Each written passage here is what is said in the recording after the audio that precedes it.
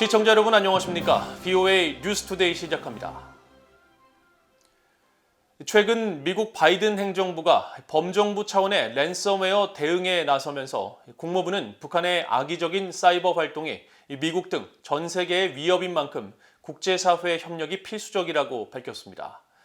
이런 가운데 재무부의 윌리 아데예모 부장관은 북한이 약 13억 달러어치의 가상화폐 등을 탈취했다고 지적했습니다. 첫 소식 박형주 기자가 보도합니다. 미국 국무부는 북한의 악의적인 사이버 활동이 금융기관을 비롯해 전 세계의 위협이라며 이를 막기 위한 국제사회의 협력을 강조했습니다. 국무부 대변인실 관계자는 백악관이 지난 2일 한국 등 35개국과 랜섬웨어 대응회의를 개최한 것을 계기로 북한의 최근 사이버 위협을 평가해달라는 VOA의 문의에 이같이 답하면서 북한의 악의적인 사이버 활동은 미국과 전 세계 국가들을 위협하며 특히 금융기관의 중대한 사이버 위협을 야기하고 사이버 간첩 활동에 대한 위협도 여전히 계속되고 있다고 지적했습니다. 이어 북한은 파괴적인 사이버 활동을 단행할 수 있는 능력을 보유하고 있다면서 북한의 사이버 위협에 대한 미국 정부의 기존 평가를 재확인했습니다. 국무부는 그러면서 북한이 제기하는 사이버 위협을 완화하기 위해 국제사회와 네트워크 방어자, 일반 대중이 경각심을 유지하고 협력하는 것이 필수적이라고 강조했습니다.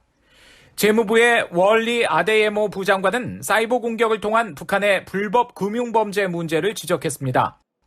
아데예모 부장관은 4일 블록업체와 가상화폐 전문기업인 채널리시스가 주최한 행사의 화상연설에서 랜섬웨어와 가상화폐를 통한 돈 세탁 등 사이버 공간에서 벌어지는 안보 위협을 설명하면서 북한이 13억 달러어치 이상의 가상화폐 등을 탈취했다고 지적했습니다. Were the North Korean actors who stole or extorted more than 1.3 billion in fiat and cryptocurrency from financial institutions and U.S. companies. 아데예모 부장관은 이어 가상화폐 등 디지털 자산이 금융 부문에 혁신을 가져올 수 있지만 범죄에 악용되는 양면성이 있다며 재무부와 관련 업계의 협력을 통해 이런 문제들을 적절하게 해결해야 한다고 강조했습니다. 앞서 재무부 해외자산통제실은 지난 9월 랜섬웨어 피해자들의 몸값을 지불하는 것도 제재의 대상이 될 수 있다는 내용이 포함된 랜섬웨어 주의보를 발령한 바 있습니다.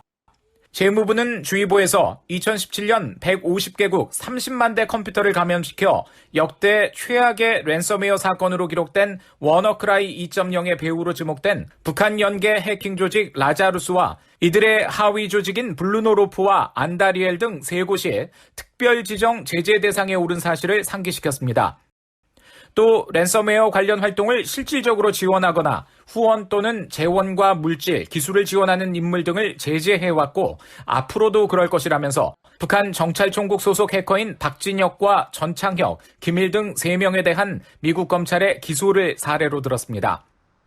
바이든 행정부는 랜섬웨어 등 사이버 위협을 주요 국가안보 사안으로 다루며 적극 대응하면서 특히 정부와 관련 민간 분야와의 협력, 그리고 주요 동맹국을 비롯한 국제사회와의 공조를 강조하고 있습니다.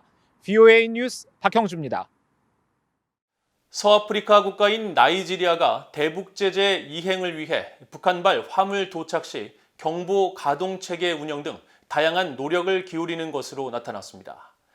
국제 자금 세탁 방지 기구는 4일 나이지리아에 대한 상호 평가 보고서에서 나이지리아의 중앙은행과 금융정보국 등이 자국은행과 금융기관들에게 유엔 안보리 대북 결의와 관련한 주의보를 2016년부터 여러 차례 발령했다며 여기에는 대북 제재 결의 이행 요구 내용과 제재 대상으로 지정된 개인과 기관, 선박들의 목록 등이 포함됐다고 밝혔습니다.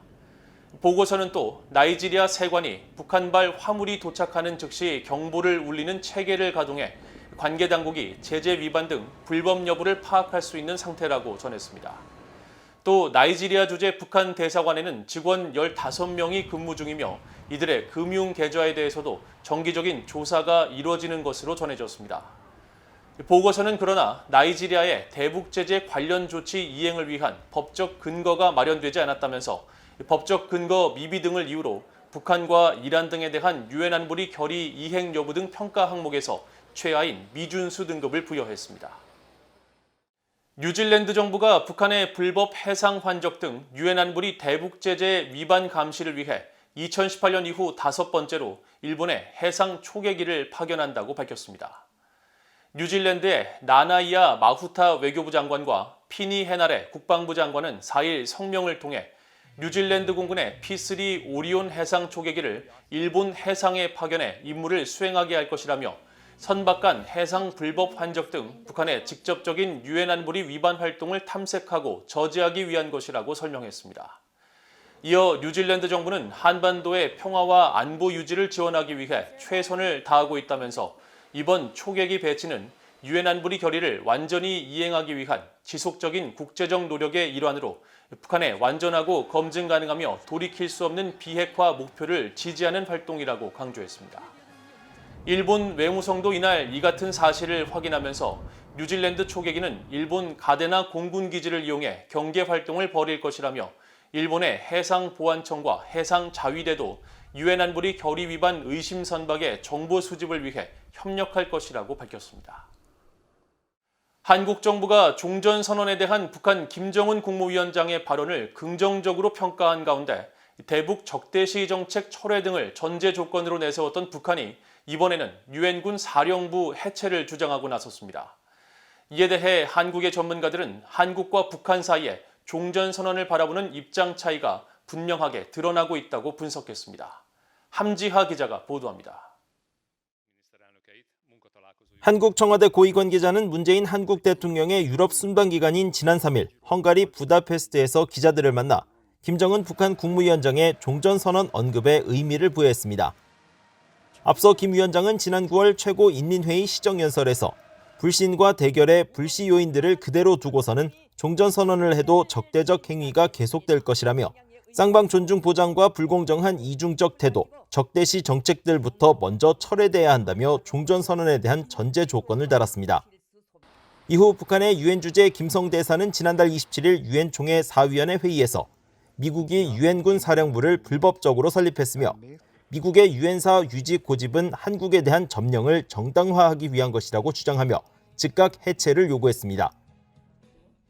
한국의 민간 연구기관인 한국국가전략연구원 문성묵 통일전략센터장은 정치적 선언으로 추진하고 있는 한국의 종전선언 구상이 북한의 의도와는 다르다는 게 거듭 확인됐다며 북한이 종전선언을 악용할 수 있다는 미국의 우려에 힘이 실릴 것이라고 분석했습니다.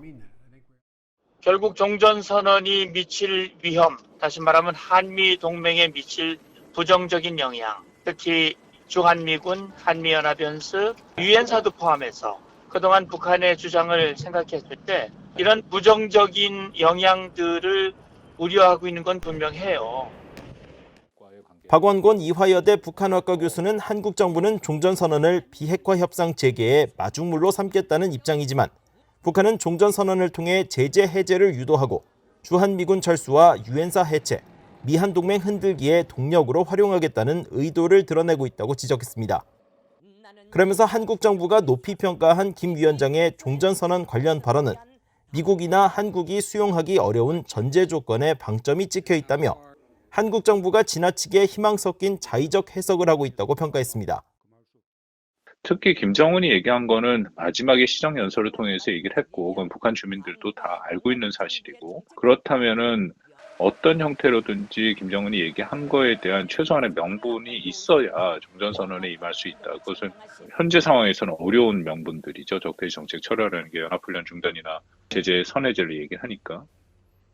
통일연구원의 홍민 북한 연구위원은 지난 2018년에는 북한 비핵화와 미국의 상응 조치를 포괄적으로 논의하면서 종전선언도 포함돼 있었지만 지금은 북한 비핵화와는 무관한 별개의 협상으로 종전선언 논의를 진행하겠다는 게 북한의 입장이라고 진단했습니다.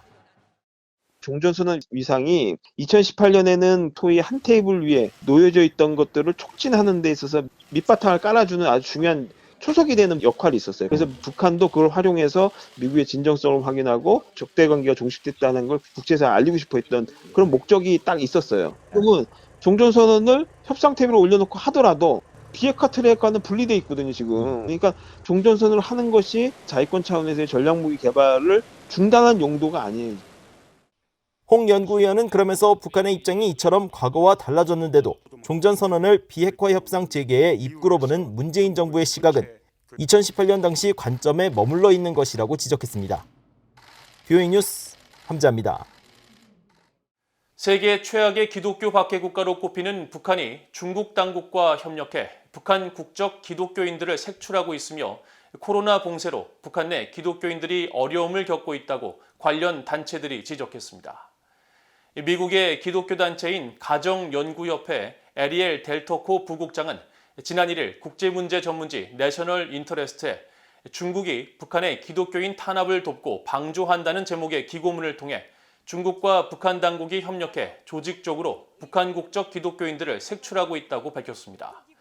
델토코 부국장은 특히 북한 정권의 목표는 북한에서 기독교인으로 살아가는 것을 불가능하게 하는 것이라며 국가 보위성이 기독교 신앙을 가진 것으로 의심되는 사람들을 추적해 체포하며 보위성 요원들이 기독교인들을 찾아내는 주요 방법은 중국 당국의 도움을 받는 것이라고 지적했습니다. 델토코 부국장은 영국의 시민사회단체인 코리아 퓨처가 지난달 27일 발표한 보고서 신앙 박해에 기독교 신앙을 가진 탈북자들이 중국에서 체포돼 북한으로 송환된 사례 25건이 기록돼 있다면서 중국 당국자들은 탈북민들을 신문에 대답을 기록한 뒤 북한 요원들에게 넘기고 기독교 활동에 관련된 탈북민들의 경우 중국 당국자는 서류에 특정한 도장을 찍는 것으로 알려졌다고 밝혔습니다. 한국에서 대북 정보 유입 활동을 해오던 민간단체 노체인이 문재인 정부의 대북 전단 금지법 압박 때문에 최근 본부를 워싱턴으로 옮겼다고 밝혔습니다. 민간단체 노체인의 탈북민 출신 정광일 전 대표는 4일 BOA에 한국 정부의 대북 전단 금지법 시행 이후 단체의 주요 활동이었던 대북 정보 유입과 북한 정치범 수용소 해체 운동을 제대로 할 수 없게 돼 이런 결정을 내렸다며 한국 내 북한 인권단체들의 상황은 매우 암울하다고 말했습니다. 그러면서 미국 내 비영리 단체의 등록은 이미 마쳤고 지난 2주간 워싱턴을 방문해 새 미국인 대표 선정 등 이전을 마무리했으며 앞으로 미국 내 정보기술 IT 업체들과 협력해 북한 주민들에게 효율적으로 외부 정보를 보낼 수 있는 무선 인터넷 등 새로운 기술 개발을 모색할 것이라고 밝혔습니다. 정 전 대표는 또 지난 2016년 유엔 주재 미국 대사로 대북 정보 유입 활동을 강력히 지지하고 자신의 집까지 방문해 격려했던 서멘사 파워 미국 국제개발처장에게 지난주 서한을 보내 현재 상황을 설명하고 북한 인권 개선에 대한 지지를 당부했다고 말했습니다. 한편 한국 정부가 남북 접경 지역 주민들의 안전과 남북 합의 이행 등을 이유로 지난 3월 말 시행에 들어간 대북 전단 금지법은 전단 등 물품의 대북 살포를 전면 금지하고 있으며 위반 행위에 대해 최대 3년 이하 징역 또는 미화 약 3만 달러의 벌금을 부과하도록 하고 있습니다. 이상으로 BOA 뉴스투데이를 모두 마칩니다. 시청해주신 여러분 고맙습니다.